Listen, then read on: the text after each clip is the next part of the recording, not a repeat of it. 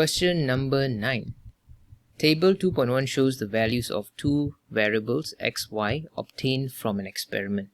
The variable x and y are related by the equation, so they give you this equation here, such that a and b are constant. So this is the table here. Based on table 2.1, fill the table 2.2. So the table here is x and 1 over y. This one is x and y. So we have to fill up the 1 over y. So since we already have y here, we can just type in our calculator 1 over y. So 1 over 0.28, 1 over 0.32, 1 over 0.39. Okay, calculate all of this. 1 over 0.49 and this. Okay, so you calculate all of this, you just fill up in this table because it's asking for 1 over y. So I've already calculated for you. So this one, the first one is 3.57, 3.125, 2.56, 2.04, 1.64 and 1. Okay. Question B. Plot 1 over y against x. So that means they want us to plot this table using the scale. So make sure we follow the scale. 2 cm 0.5 units for the y-axis and 2 cm 1 unit for the x-axis. Hence, draw the line of best fit. So let us plot the graph first, then we draw the line of best fit. Okay, so I've already plotted the graph for you guys. So this is the 1 over y-axis and the x-axis is here. Okay, so just make sure you're following the scale.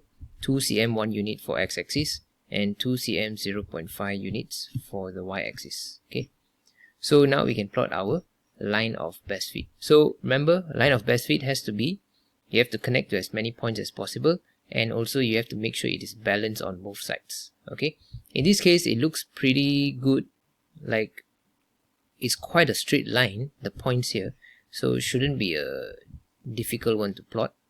So I'm going to connect with I'm going to connect like this.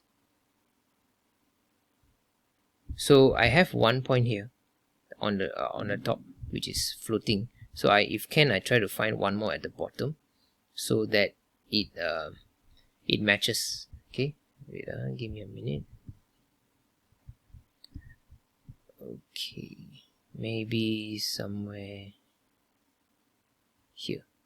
Can I take this?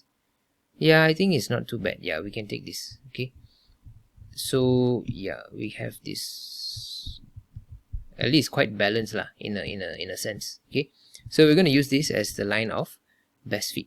Okay, all right, what's the next question? Use the graph to find the value of y when x is 4.5. So when x is 4.5, so let us plot that part of the graph. 4.5. Okay, wait. 4.5 is here. So wait, I think you know what, I'm just going to use a straight line. Give me a minute. Use red color. So 4.5 is here, somewhere here. So this is, yeah, it's at this point. So what is the number? 1.5, 6, 7, 8. So 1.8. So let me, okay, 1.8. So wait, give me a minute. So question, okay, question C1. So x is 4.5. We got 1 over y, because the y-axis is 1 over y, right? So 1 over y equals to 1.8. Okay, so we just have to change place between these two. So 1 over 1.8 equals to y. So y equals to, let's divide 1 over 1.8. You get 5 over 9. So you can write in decimal will be 0.56. Okay, so that's the answer for C1. Clear? Alright, let's see the next one. Reduce this equation to linear form. Hence, find the value of a and b. So the linear form, we know that the graph, the y-axis is 1 over y and the x-axis is x. So that means we know we can do y equals to mx plus c. Okay, so we have to turn it into this form. So the y-axis is this, the x-axis is this. Okay, we need to turn this equation into this format and see what is the m and what's the c. Okay, so let us do that. Okay, wait, give me a minute. Okay, so we are going to use the equation y equals b over a over bx, a minus bx, a over b minus x. What am I doing? Alright, so with this, we want to turn it into 1 over y, right? So 1 over y, we just have to flip the fraction. When you flip the fraction, we get 1 over y equals b minus x over... Why am I making this mistake? This is supposed to be b. Supposed to be a, sorry. Okay, 1 over y equals to b minus x over a. So I can split this into 1 over y equals b over a minus x over a.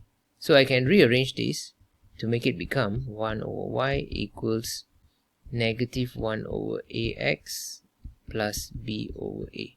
Why am I arranging like this? So that I can turn it into, I can compare with the y equals mx plus c, because this is the y-axis, this is the x-axis. So I know that the gradient m is equals to negative 1 over a and the c value is b over a.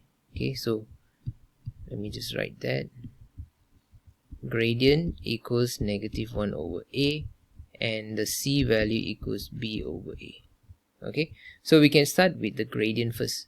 So the gradient, since the line of best fit that we have drawn connects the second point, so I use this point here and the fourth point, right? So I'm going to just use from the coordinate that I found. Okay, I mean not the coordinate I found, the table. The second point and is that the fifth point or the... Oh, that's the last point, right? Yeah, that's the last point, so it's this one. So I'm going to use these two coordinates to find the gradient, y2 minus y1 over x2 minus x1. So that means 1 minus 3.125 divided by 6 minus 2 equals negative 1 over a. So let me count that.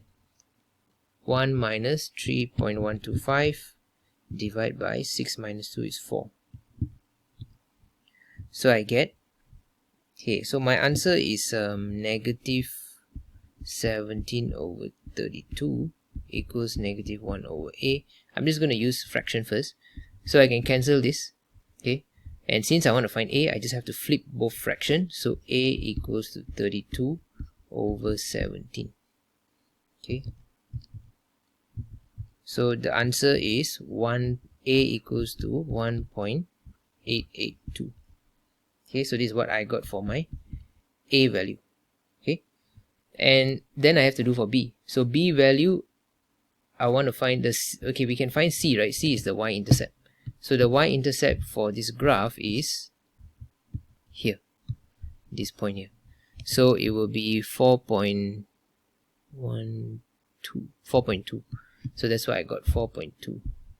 So the y-intercept is 4.2. Let me just use a different color here. 4.2 equals to b over a. So I bring the a up here. So b equals to 4.2 times a. Okay. So what is a? We have already found a is here. 1.82. So we just have to 4.2 times 1.882. So the b value equals to 7.9. See, I'm going to use 7.905, so I'm just going to write 7.9. So this is my b value. Okay, yeah, so that's how you solve this kind of question.